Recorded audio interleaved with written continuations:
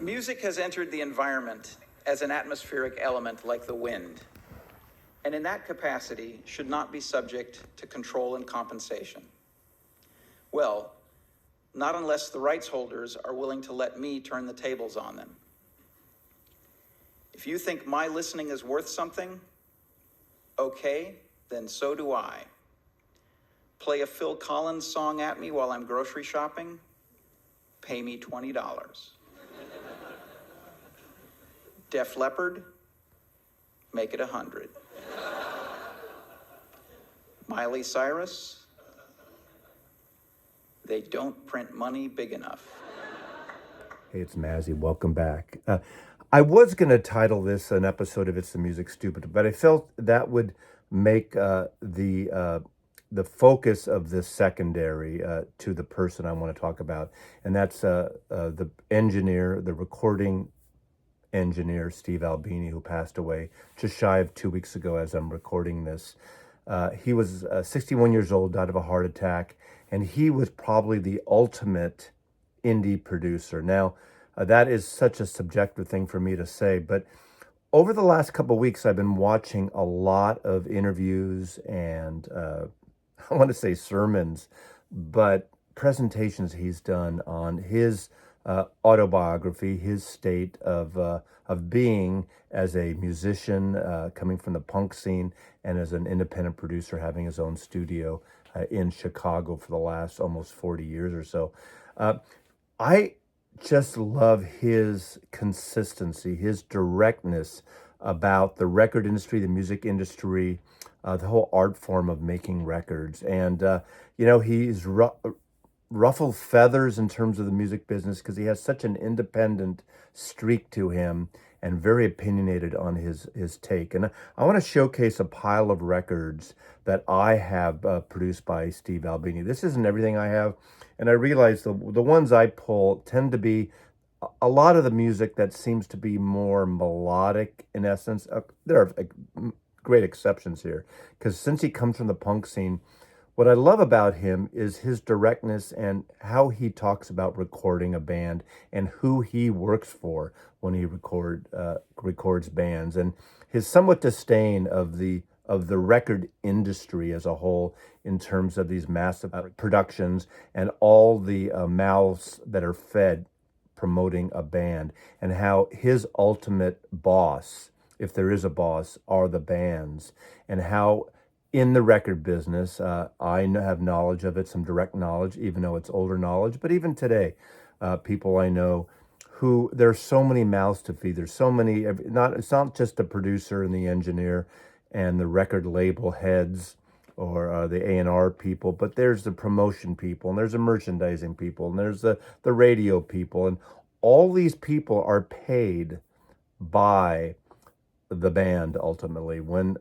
they take you out to dinner and they pick you up at the airport in that limo, it comes out of your royalties, if you even get royalties. But that's for something you really should listen to the countless interviews, and they're very enlightening and very revealing. And again, I love his consistency and his love for music and his whole interest in how he records a band. His whole thing is he wants to get the band as live as possible in the studio.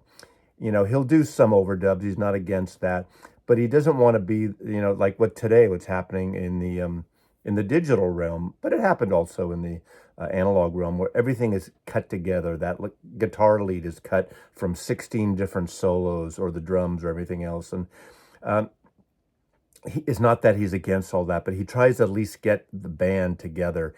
And his thing is not being the producer to tell the band how they should sound, or the record companies to dictate how the band to sound, but he wants the band to showcase how they want to sound.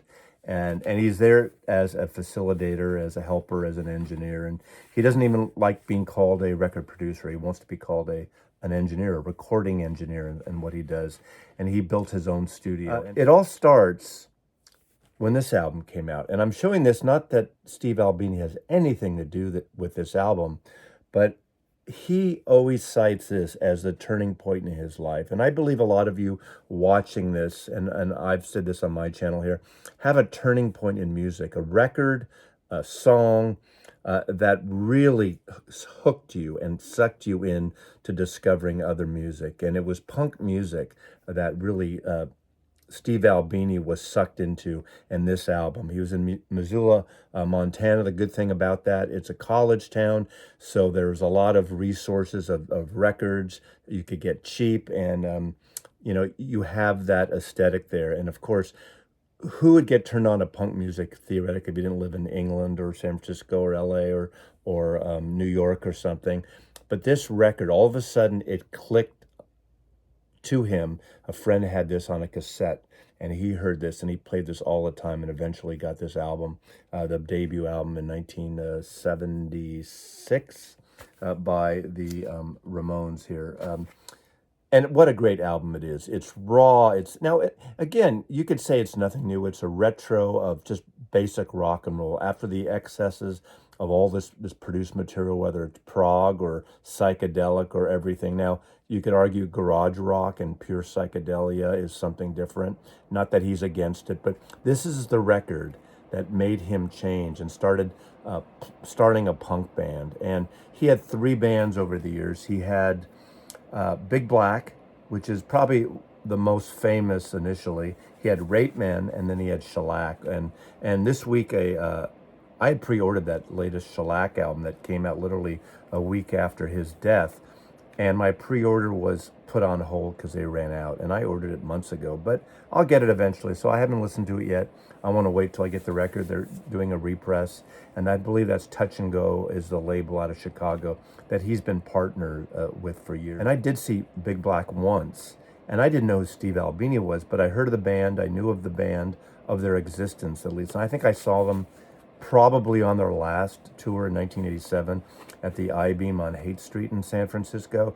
And the opening act was Jane's Addiction. I didn't know them at all. They weren't my thing, but I actually like Big Black. And he is consistent. Now, I don't agree with everything, and it's a very pure take on things. He doesn't take points. A lot of producers will take a percentage of a production they work on, and it can be very substantial if you have a hit record, if you produce a hit record. But he feels he's not the creator. He's not the author of what these bands are playing. So all the power to him. Now, that's an idealistic take, but you got to give the guy credit for that. I don't know anyone else who would be in that situation that wouldn't, if a record gets really big, want a cut if they're a part of the creation. But I totally support that, and I totally love that. So let's go through some records. These are just records in my collection. Again, it's not a complete Steve Albini catalog or discography, but it's things that I love. One of the first ones he did, I think he was recording a lot of bands and friends that he knew in the Chicago area, friends of friends, that type of thing. And I believe the first record he recorded out of the blue that wasn't a first degree or secondary connection was the Pixies' debut album, Surfer Rosa. What a great record this is. What an intense record. He always talks about how, after the fact, years later, he almost wishes he didn't insert what he inserted. He put all these little bits of dialogue throughout between as a bridge between some of the songs, and he realizes, or his take is, that's a mistake because it really makes him a bit of a creator there, and he doesn't like to insert a vision he had or an idea he had. But the band went along with it, and now you can't unhear that on this record. This is a reissue. This was on 4AD. I believe someone at 4AD heard his name and referred to him. But this is a great kind of post-punk record. This came out, I believe, in 1988, and it's a fantastic record with this great artwork by Von Oliver, Von V23 and Von Oliver's company that did almost all of the cover artwork on 4AD. So what a great start in terms of getting him known to other artists. The next album is the debut album, also on 4AD, by the way. This is The Breeders, Kim Deal's outfit. fantastic album. Obviously, it's got those punk roots to it, but it gets in the post-punk thing a little bit. And the melody and the hooks are great. Of course, their subsequent album after this was really the one that really pushed them forward. But this is also on 4AD, another fantastic cover by Von Oliver, and a wonderful sounding engineer. The thing about his recordings, they're very not necessarily sparse, but they're raw in a really organic way that sounds like really great on most stereos, I think. I think it's, we talk about, or some people on these vinyl channels talk about audiophile records. They're not audiophile in the classic sense. They're almost the anti-Steely Dan, that slickness in studio production that was really big in LA, especially in New York, obviously in the 1970s with the Eagles and Steely Dan and all the, the produced massive studio thing, all the things that go with that perfect recording, everything. He had a really great sound on his records. The thing is, all the records don't sound the same. They sound like the band, but they're faithful to what apparently the band sounds like, what these bands really nurtured on stage, live, as they toured. He's not one to all of a sudden see a completely different viewpoint of a band from their live performances to their studio recordings. I mean, there are exceptions there, and it's not an absolute that he was the ultimate guy that just recorded a live band. But it started out there. That was the nucleus of all his recordings. But this first Breeders album, Pod, is really a wonderful record. Now, the big record, the infamous record, and this is 1993's In Utero by Nirvana. This is the 30th anniversary edition that Steve Albini remixed. He wasn't a fan particularly of the original mix. I think that there was part of the all too many cooks in it. The label had a big take on this. That was David Geffen's company at the time.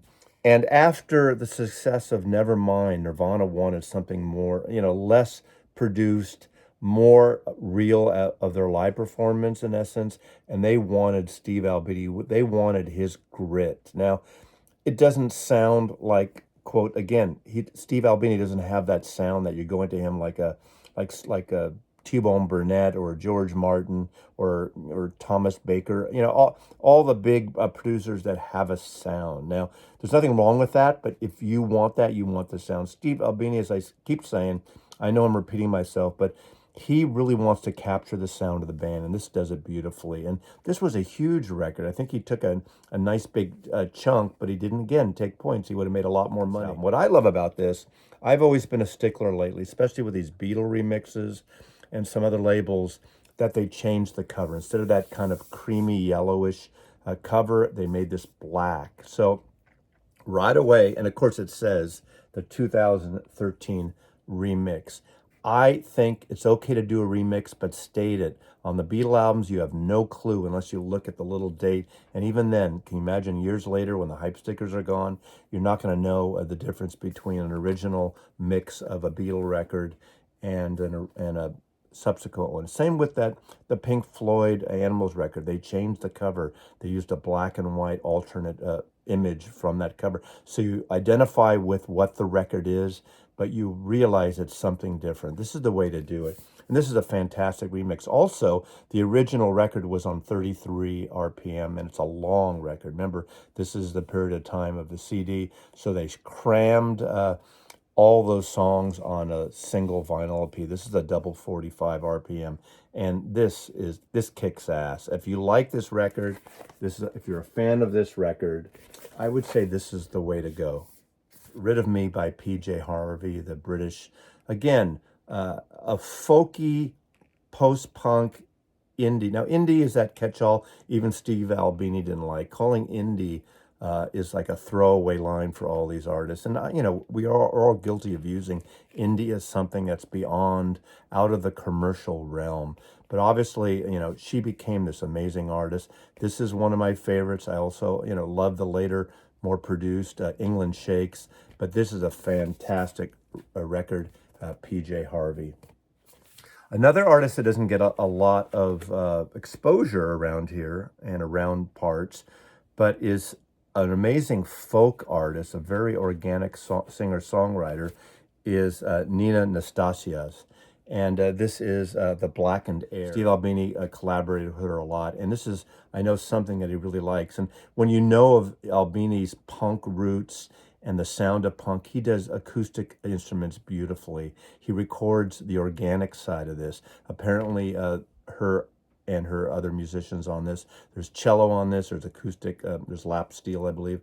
They're sitting around in a circle in his studio. There's accordion, there's cello, there's guitar, there's a saw, bass, viola, drums, and the singing guitar of Nina Nastasia.